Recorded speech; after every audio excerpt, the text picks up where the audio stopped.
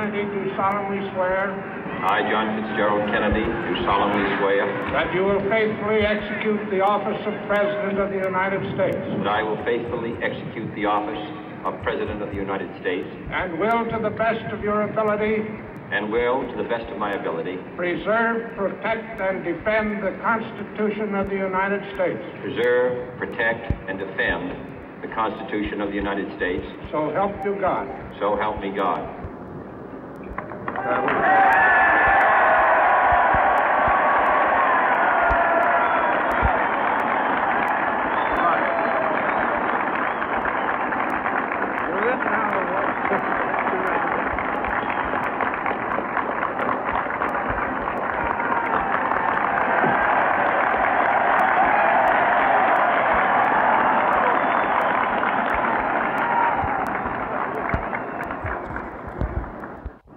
Vice President Johnson, Mr. Speaker, Mr. Chief Justice, President Eisenhower, Vice President Nixon, President Truman, Reverend clergy, fellow citizens. We observe today not a victory of party, but a celebration of freedom, symbolizing an end as well as a beginning, signifying renewal as well as change. For I have sworn before you and Almighty God the same solemn oath our forebears prescribed nearly a century and 3/4 ago.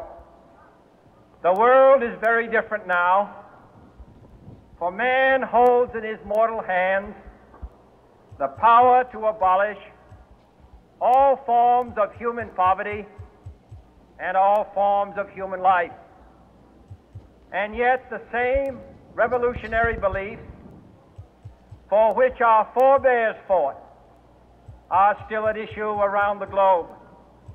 The belief that the rights of man come not from the generosity of the state, but from the hand of God. We dare not forget today that we are the heirs of that first revolution.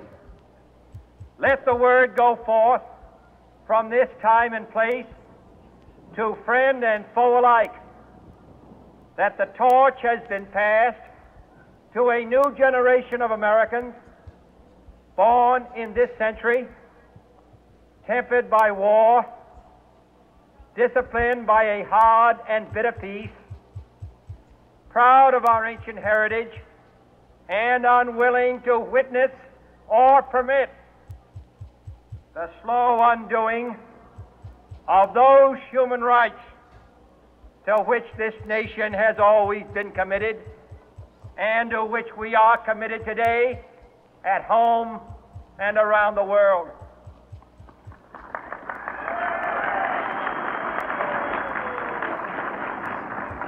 Let every nation know, whether it wishes us well or ill, that we shall pay any price, bear any burden, meet any hardship, support any friend, oppose any foe to assure the survival and the success of liberty.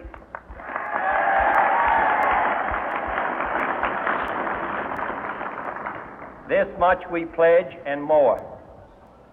To those old allies whose cultural and spiritual origins we share, we pledge the loyalty of faithful friends. United, there is little we cannot do in a host of cooperative ventures. Divided, there is little we can do, for we dare not meet a powerful challenge at odds and split asunder. To those new states whom we welcome to the ranks of the free, we pledge our word that one form of colonial control shall not have passed away merely to be replaced by a far more iron tyranny. We shall not always expect to find them supporting our view, but we shall always hope to find them strongly supporting their own freedom and to remember that in the past, those who foolishly sought power by riding the back of the tiger ended up inside.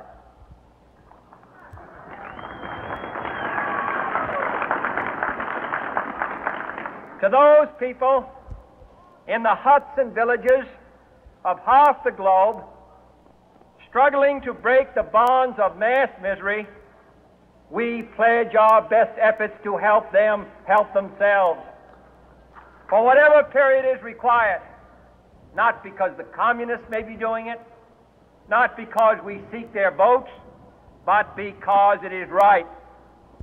If a free society cannot help the many who are poor, it cannot save the few who are rich.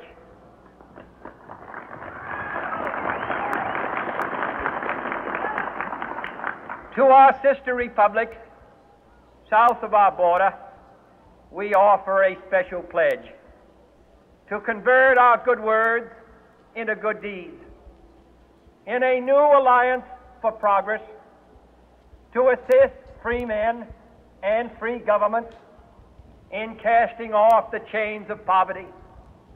But this peaceful revolution of hope cannot become the prey of hostile powers. Let all our neighbors know that we shall join with them to oppose aggression or subversion anywhere in the Americas.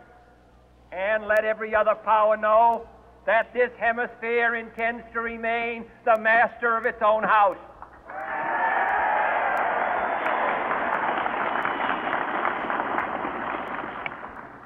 To that World Assembly of Sovereign States, the United Nations, our last best hope, in an age where the instruments of war have far outpaced the instruments of peace, we renew our pledge of support to prevent it from becoming merely a forum for invective, to strengthen its shield of the new and the weak, and to enlarge the area in which its writ may run. Finally, to those nations who would make themselves our adversary, we offer not a pledge, but a request that both sides begin anew the quest for peace. Before the dark powers of destruction, unleashed by science, engulf all humanity in planned or accidental self-destruction, we dare not tempt them with weakness, for only when our arms are sufficient beyond doubt can we be certain beyond doubt that they will never be employed. But neither can two great and powerful groups of nations take comfort from our present course, both sides overburdened by the cost of modern weapons, both rightly alarmed by the steady spread of the deadly atom, yet both racing to alter that uncertain balance of terror that stays the hand of mankind's final war. So let us begin anew, remembering on both sides that civility is not a sign of weakness, and sincerity is always subject to proof. Let us never negotiate out of fear, but let us never fear to negotiate.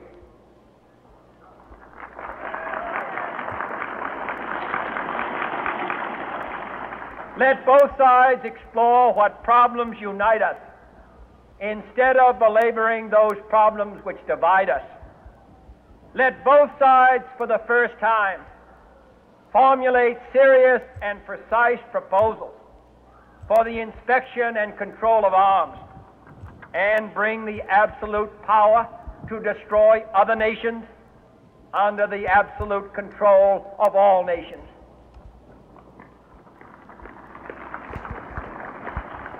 Let both sides seek to invoke the wonders of science instead of its terrors.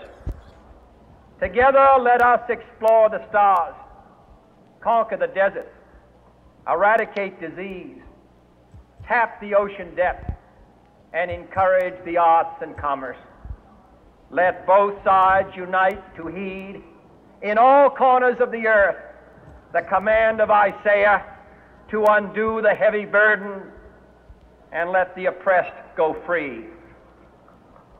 And if a beachhead of cooperation may push back the jungle of suspicion, let both sides join in creating a new endeavor, not a new balance of power, but a new world of law, where the strong are just and the weak secure and the peace preserved. All this will not be finished in the first 100 days, nor will it be finished in the first 1,000 days, nor in the life of this administration, nor even perhaps in our lifetime on this planet. But let us begin.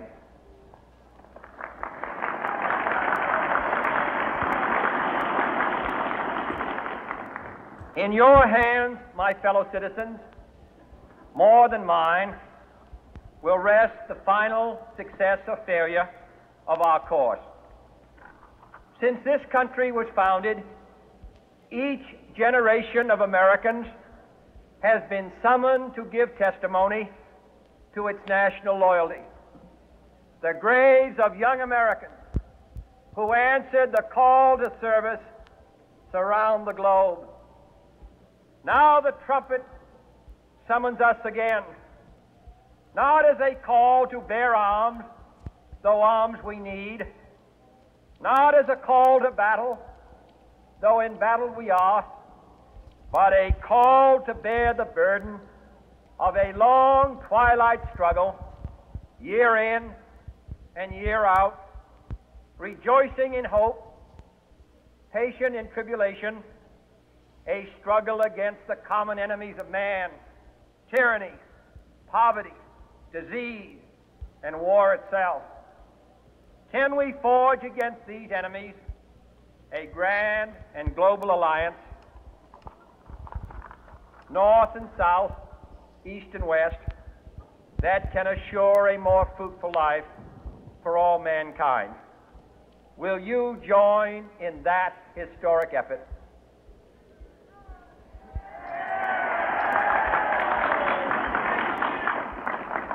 In the long history of the world, only a few generations have been granted the role of defending freedom in its hour of maximum danger.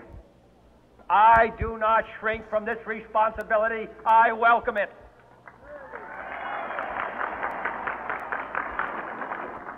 I do not believe that any of us would exchange places with any other people or any other generation. The energy, the faith, the devotion which we bring to this endeavor will light our country and all who serve it. And the glow from that fire can truly light the world. And so, my fellow Americans, ask not what your country can do for you, ask what you can do for your country.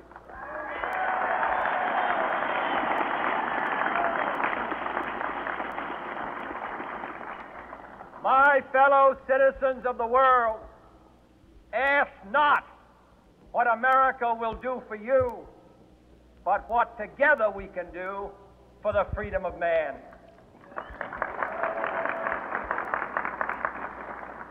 Finally, whether you are citizens of America or citizens of the world, ask of us here the same high standards of strength and sacrifice which we ask of you.